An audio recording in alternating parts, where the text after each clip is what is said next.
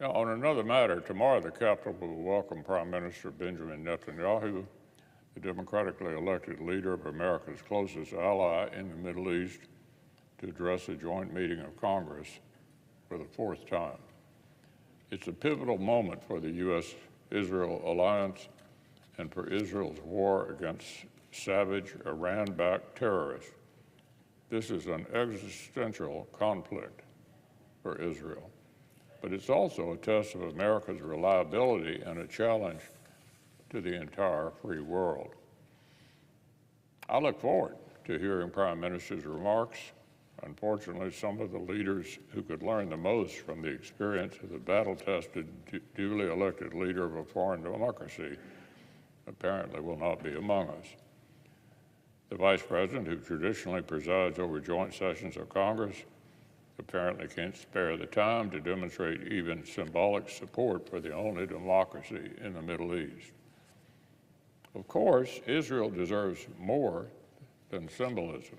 It deserves the time, space, and material support to guarantee its security and defeat the terrorists who started this war.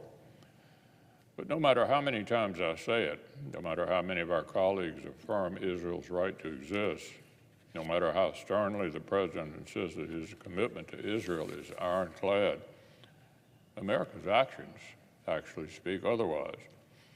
The administration's policy toward Israel has often compounded the challenges our ally faces. It has withheld critical military assistance and tried to micromanage Israel's military operations. Washington Democrats have struggled to forcefully condemn the scourge of anti-Semitism and terrorist sympathy running rampant across university campuses and throughout the American left. Instead, they've indulged the mob, engaging in grotesquely hypocritical efforts to meddle in Israel's domestic politics and call for the removal of its democratic elected leader. And this is just in the past 9 months.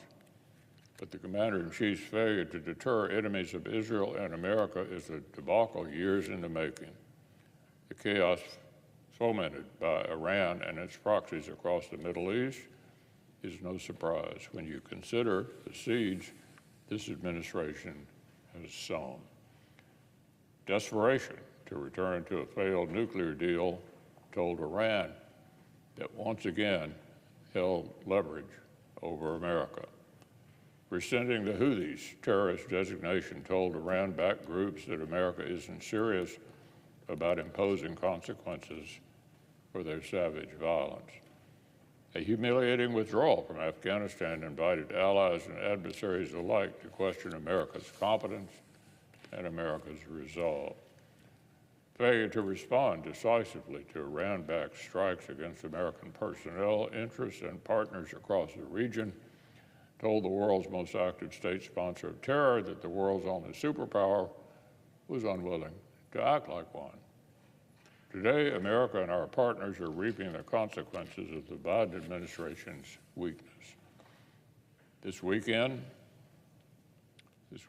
deadly strike in Tel Aviv was the latest in more than 200 Houthi attacks on Israeli soil since October 7th.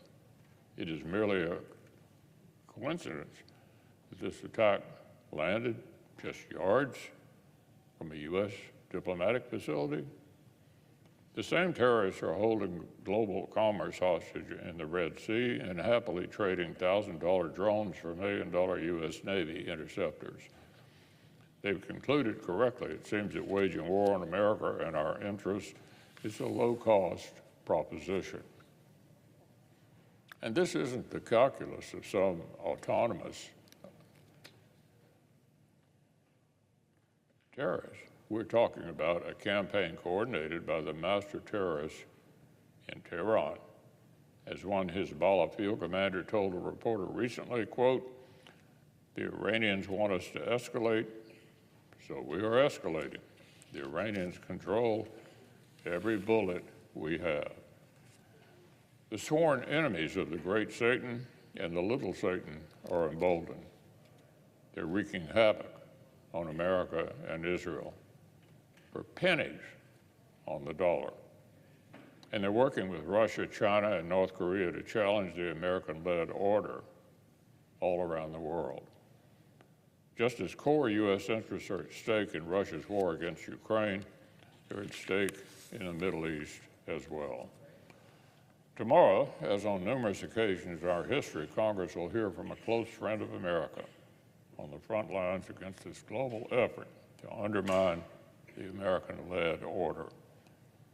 Prime Minister Netanyahu deserves our attention, and Israel deserves a friend that lives up to the name.